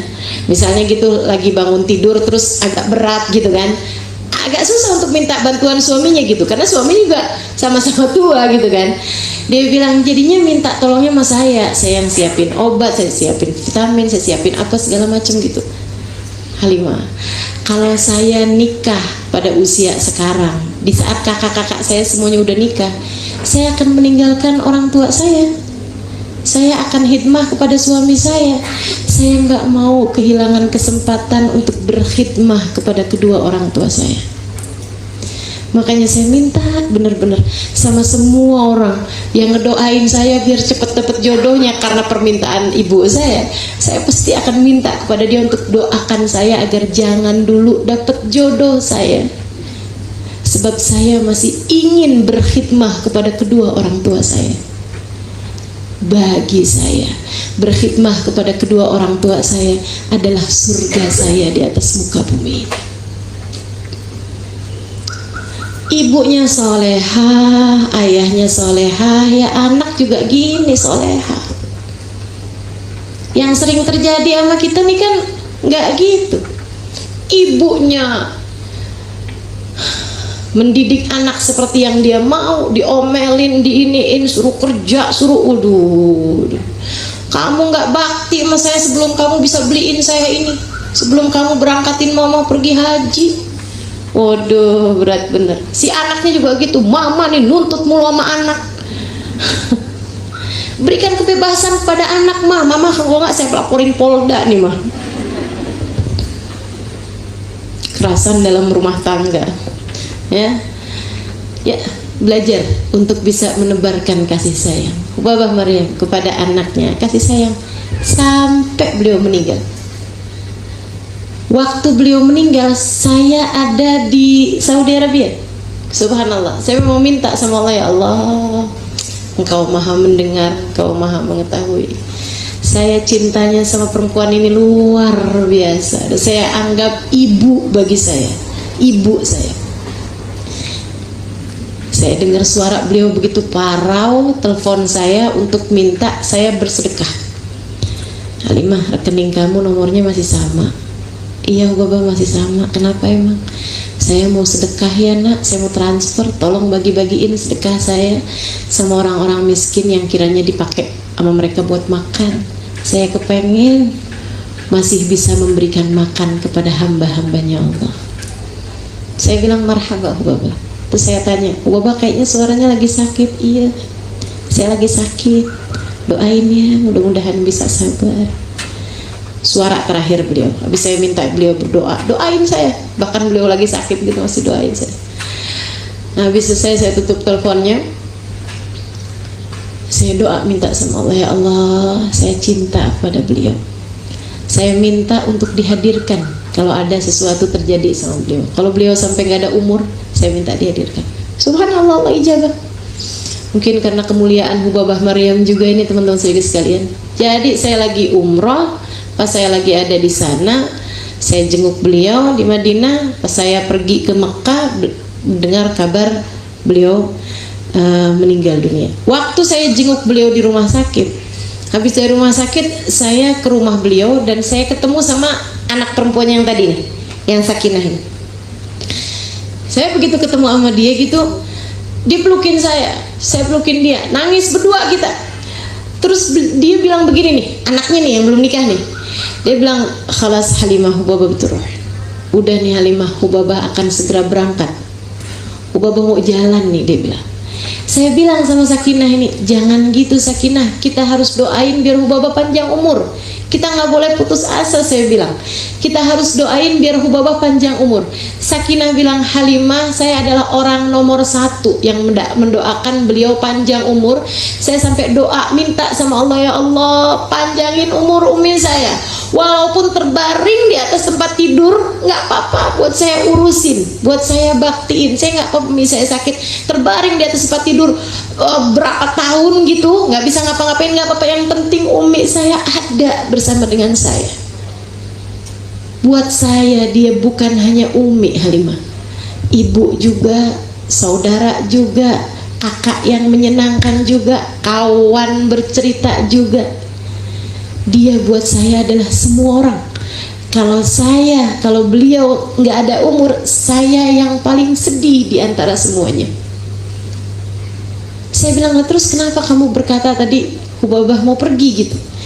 Dia bilang, tadi pagi nih sebelum Hubabah dipakein oksigen yang membuat beliau nggak bisa bicara, nggak enak bicara, tidak memungkinkan untuk bicara, dia bilang beliau minta dikumpulin anak-anaknya. Beliau kemudian bilang sama anak-anaknya, khalduni aruh, udah ya nak, biarin umi jalan, biarin umi berangkat. Bukan meninggal ya bahasa mereka ini ya, berangkat, karena memang perjalanan hakiki ke sana. Dunia ini nih sebentar aja gitu, mau nyusun bekal, habis itu dibawa nih buat berangkat gitu. Beliau mengatakan, khalluni aruh, wahai anakku sayang semuanya, biarkan aku pergi, ikhlaskan aku pergi. Kalian gak usah khawatir, kalian gak usah takut. Kam qad sawwali rabbi fil jannah, berapa banyak yang Allah sudah siapkan untukku di surganya. Kalian gak usah khawatir, umi udah diperlihatkan sama Allah, sudah begitu banyak yang Allah persiapkan untuk umimu ini di surga. Maksudnya dari kenikmatan-kenikmatan dari sejak alam barzah dan lain-lain. Ya gimana nggak disenengin sama Allah? Hidupnya isinya cuma nyenengin orang terus. Suaminya dibuat seneng, anaknya semua dibuat seneng, keluarganya dibuat seneng, saudaranya dibuat seneng. Nggak ngerti nyakitin hati orang, tapi selalu membuat senyum orang. Teman-teman saudaraku sekalian yang saya muliakan, ya Allah, ingin rasanya hati ini kecipratan dari kebaikan-kebaikan hati yang Allah karuniakan kepada Hubabah Maryam. Kemampuan untuk bisa menebar kasih kepada siapapun, kemampuan untuk memberikan kasih sayang kepada siapapun, kemampuan untuk mencintai setiap hamba-hamba Allah Subhanahu wa ta'ala. Masya Allah, Masya Allah, luar biasa teman-teman sekalian. Habis selesai beliau bicara seperti itu, giliran saya yang gantian nangis. Habis itu dapat 2 hari kemudian saya dengar kabar beliau meninggal dunia. Kami pun bertakziah ke sana, balik dari Mekah ke Madinah. Dan setiap kali saya datang ke Madinah, anak-anaknya selalu punya cerita, termasuk cerita ini nih yang diceritakan oleh salah satu putrinya yang lain, bukan yang ini ya, bukan yang tadi saya ceritain. Beliau cerita, dia bilang, dia nanya sama saya gini, Halimah, Hubabah Maryam kan dulu sayang sama kamu, dekat sama kamu. Saya bilang iya. Kamu pernah mimpi Hubabah Maryam nggak? Nggak pernah. Saya bilang nggak pernah saya mimpi Hubabah Maryam, sampai saya sedih gitu, karena saya nggak pernah mimpi beliau gitu, padahal cukup dekat gitu kan. Katanya putrinya, sama, kita anak-anaknya nggak pernah mimpi. Akan tetapi Halimah, subhanallah, Hubabah Maryam nggak pernah ninggalin kita semuanya. Benar-benar ya yang Allah Subhanahu wa taala bilang, wala tahsabannal ladina qutilu fi sabilillahi amwata bal ahya'un 'inda rabbihim yurzaqun farihina bima atahumullahu min fadlih wa yastabshiruna bil ladina billadina apa tuh? Lam yalhaqu bihim alla khaufun 'alaihim wa lahum yahzanun. Kata Allah, janganlah kalian sangka orang yang matinya di jalan Allah. Orang mati di jalan Allah itu bukan hanya mati di medan peperangan, tapi orang yang matinya di jalan Allah karena mereka hidupnya di jalan Allah. Hubba Maryam ini kan hidupnya menebar rahmat kasih sayangnya Allah. Teman-teman sekalian, la tahsabanna alladziina qutilu fi sabilillahi amwata. Mereka nggak mati, bal ahyaun. Mereka hidup. Indallah, di sisi Allah, yurzaqun, diberi rizki. Diberi rizki. Katanya para ulama, dan kalau mereka diberi rizkinya banyak kan bisa berbagi bahkan dari alam barzahnya. Makanya kenapa saya adalah salah satu di antara yang senang untuk berziarah ke makam para wali. Ke makam para wali dengan syarat ini ya, makam para wali, kubur para nabi. Saya senang berziarah kepada mereka karena saya yakin mereka punya sesuatu untuk bisa dibagi kepada orang yang hidup dari ampunan Allah ketika kita meminta kepada Allah dengan keberkahan mereka. Ya Allah, dengan keberkahannya beliau ini ya Allah, karuniakan kepadaku ampunan, karuniakan kepadaku kebaikan-kebaikan yang kau berikan padanya. Ya Allah, akhlaknya mereka ya Allah, karuniakan juga kepada saya. Ya Allah, ketawaduan mereka karuniakan juga kepada saya. Ya Allah, kebaikan hati mereka karuniakan juga kepada saya. Teman-teman sekalian, kata anaknya cerita, kami nih Halimah, satu hari kami mau masak gitu ya, terus kami ingat beberapa hari mau masak gitu, kami ingat ada satu bumbu yang Hubabah itu dapat dari Indonesia. Beliau kalau masak itu selalu pakai bumbu itu, entah mungkin daun salam atau apa yang nggak ada di sana gitu. Kami cari tuh bumbu itu nggak ketemu. Padahal rencananya kami berapa kali tuh asalnya waktu itu sempat lihat gitu tuh bumbu ada di dapur gitu. Mau kami buang karena kami nggak biasa menggunakannya. Akan tapi kami pikir, oh ini punyanya Hubba Maryam, sayang-sayang nih kalau dibuang, punyanya Umi nih. Jadi mendingan kita masak aja, masak daging, terus bumbu ini dipakein, terus dagingnya, masakannya kita bagi-bagiin sedekah buat Umi. Jadi nih bumbu ini nggak kebuang gitu. Mereka udah sepakat kayak begitu, mau masak bumbunya nggak ketemu. Sampai akhirnya yaudah deh gitu, udah nggak jadi masak tuh hari. Udah, besok aja nanti kita cari lagi, kita baru akan masak. Dia bilang pagi hari Halimah, telepon di rumah nih berdering, saya angkat dari kerabat jauh kami, entah mungkin sepupu Hubabah Maryam, pokoknya di kerabat jauh gitu. Dia bilang kayak begini, saya tadi malam dimimpiin ibu kalian Hubabah Maryam. Dia bilang sesuatu perkataan saya nggak ngerti. Dia bilang tapi karena ini pesan jadi saya sampein aja. Apa pesannya? Dia bilang bumbunya di belakang kulkas.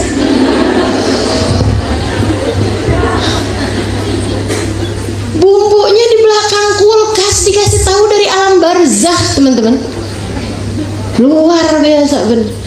Dia bilang kali yang lain, dia bilang kami itu kalau bulan Ramadan setiap di awal Ramadan kami akan bikin syurbah banyak-banyak, bubur kambing kami akan bikin banyak-banyak, kemudian kami simpen gitu ya, kayak sepanci kecil disimpan gitu, diikat gitu, masukin ke freezer. Nanti setiap kali ada tamu kita masak bubur syurbah itu untuk kita hidangkan tamu, tapi itu di masa hidupnya Hubabah Maryam. Kami kemudian merasa bahwa sesudah kewafatan Hubabah Maryam kami keberatan untuk itu. Jadinya kami bilang udah deh nggak usah masak kayak gitu kan berat, mana nggak ada pembantu kita sekarang gitu kan. Udah aja deh kita kalau ada tamu ya udah suguhin aja sambusa, suguhin makanan-makanan kecil, kurma apa gitu sama kopi gitu kan. Udah kayak gitu aja. Semua sepakat untuk kayak begitu. Dia bilang, kami pun tidur. Pagi-pagi hari ada bibi saya, dia bilang, dia datang ke rumah kami, kemudian dia bilang, saya tadi malam dimimpiin ibu kalian. Ibu kalian bilang jangan kurangin yang buat tamu beliau setiap bulan Ramadan. Tetap ingin berbagi, tetap ingin menghormati tamu walaupun dari alam barzakh, teman-teman. Kebayang Betapa sangat agungnya mereka ini, para kekasih-kekasih Allah Subhanahu wa taala. Dan kamu, cerita ini sangat akurat karena saya melihatnya dengan kedua mata saya mendengarnya dengan kedua telinga saya. Bukan cerita dari negeri antah berantah atau kejadian ratus ribu tahun yang lalu, bukan, teman-teman saudaraku sekalian. Walaupun cerita yang pertama juga akurat, bahkan paling akurat, karena yang bercerita adalah Allah Subhanahu wa taala di dalam Al-Qur'an. Tapi ini teman-teman saudaraku sekalian, saya saksi dari kehidupan seorang perempuan solehah yang sepanjang hidupnya senantiasa menebarkan rahmat terhadap siapapun. Dan saya juga yakin di hari akhirat nanti berapa ribu saksi sedekah beliau.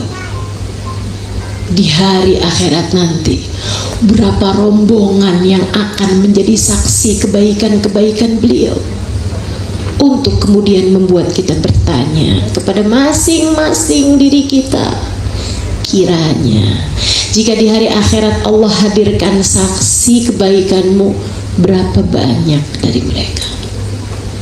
Ataukah justru Allah mungkin akan menghadirkan saksi-saksi perbuatan dosamu, saksi-saksi tajamnya lisanmu, saksi-saksi ucapan-ucapanmu yang menyakitkan hati?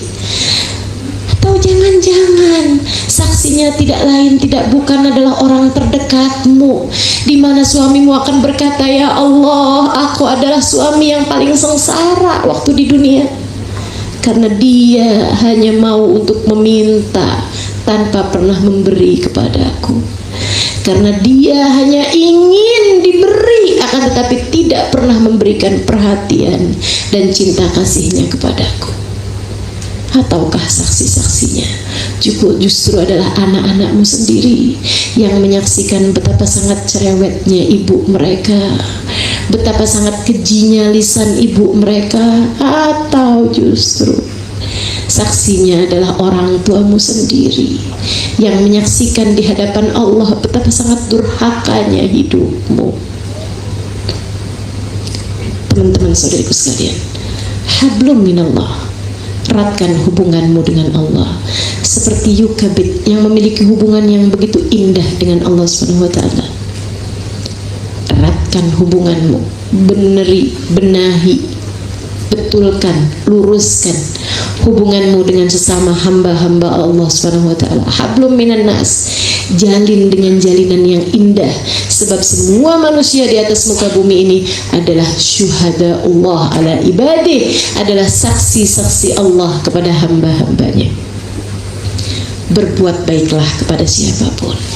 Kamu tidak pernah tahu, mungkin kebaikan yang kamu lakukan pada hari itu adalah kebaikan terakhir bagimu atau baginya, membuat kamu apabila berbuat keburukan pada saat tersebut tidak lagi memiliki kesempatan untuk meminta maaf kepadanya. Kita tidak pernah tahu umur kita, teman-teman saudaraku sekalian. Maka perbanyaklah saksi-saksi baikmu di atas muka bumi ini. Sungguh hidup ini begitu singkat, esok atau lusa sudah akan kamu tinggalkan. Apa bekalanmu menuju sana? Kalau tidak dengan kamu memperbaiki hubungan antaramu dengan Allah dan memperbaiki hubungan antaramu dengan sesama hamba-hamba Allah Subhanahu wa taala. Berkatalah kepada Allah, sami'na wa ata'na, dan ucapkanlah kepada semua orang, I love you. Aku mencintaimu karena Allah. Aku menyayangimu karena Allah. Sebab kamu akan menjadi saksiku di hadapan Allah Subhanahu wa taala. Cari mukalah dengan menebar kebaikan kepada siapapun. Dengan cara itu, maka kamu akan mendapatkan banyak muka di hari akhirat yang akan menjadi saksi-saksi kebaikanmu di hadapan Allah Subhanahu wa taala. Rabbana zalamna anfusana wa lam taghfir lana wa tarhamna lanakunanna minal khasirin. Rabbana atina fid dunya hasanah fil akhirati hasanah wa qina adzabannar. Ta'awun fiha subhanakallahumma wa tahiyyatuhum fiha salam. Akhiru da'wana alhamdulillahi rabbil alamin wa ila hadratin Nabi Muhammad sallallahu alaihi wa ala alihi wa sahbihi wasallam. Al-Fatihah.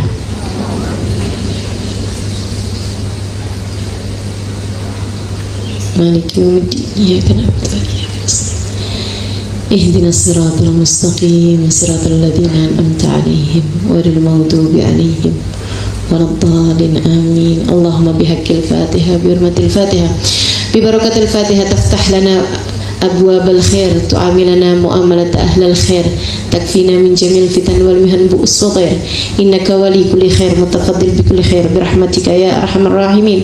اللهم إنا نسألك زيادة في الدين بركة في الأمور وصحة في الجسد وسعة في الرزق وتوبة قبل الموت وشهادة عند الموت ومغفرة بعد الموت وعفوا عند الحساب وأمانا من العذاب ونسيبا من الجنة وارزقنا النظر إلى وجهك الكريم. اللهم عافنا من بلائك ووزعنا شكر نعمائك وأدكنا برد عفوك وحلاوات مناجاتك. اللهم وما قضيت علينا من أمر فاحفظ علينا فيه الأجل والدين. اللهم وما قضيت لنا من أمر فاجعل عاقبته رشدا. اللهم ارزقنا حبك وحب من يحبك وحب كل عمل يقربنا إلى حبك واجعل حبك وحب نبيك أحب إلينا مما سواكما. اللهم أرنا الحق حقا وارزقنا اتباعه وأرنا الباطل باطلا وارزقنا اجتنابه. اللهم اجعلنا هادين مهتدين غير ضالين ولا مضلين حربا لأعدائك وسلما لأوليائك نحب بحبك الناس ونعادي بأداوتك من خالفك من خلقك.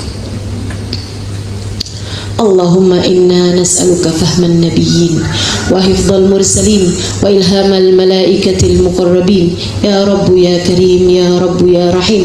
اللهم اغننا بالحلم وزينا بالعلم وأكرمنا بالتقوى وجملنا بالعافية برحمتك يا أرحم الراحمين. اللهم إنا نسألك من العقول أوفارها ومن الأذهان أسفها ومن الأعمال أزكاها ومن الأخلاق أطيبها ومن الأرزاق أجزلها ومن العافية أكملها ومن العافية أكملها من العافية أكملها من الدنيا خيرها ومن الآخرة نعيمها بحق سيدنا محمد صلى الله عليه وسلم. اللهم أحسن أخلاقنا فلا يحسنها إلا أنت وجنبنا من سوء الأخلاق برحمتك يا أرحم الراحمين. اللهم ربنا آتنا في الدنيا حسنة وفي الآخرة حسنة وقنا عذاب النار. دعواهم فيها سبحانك اللهم وتحيتهم فيها سلام وآخر دعوانا أن الحمد لله رب العالمين. Taqabbal Allah minna wa minkum, taqabbal ya karim. Terima kasih, mudah-mudahan bermanfaat. Semoga dapat menjadi bekal bagi langkah kehidupan kita sampai dengan ajal menjemput kita. Taqabbal Allah minna wa minkum, taqabbal ya karim. Wal afu minkum. Ketemu besok insyaallah di Jogja. Assalamualaikum warahmatullahi wabarakatuh.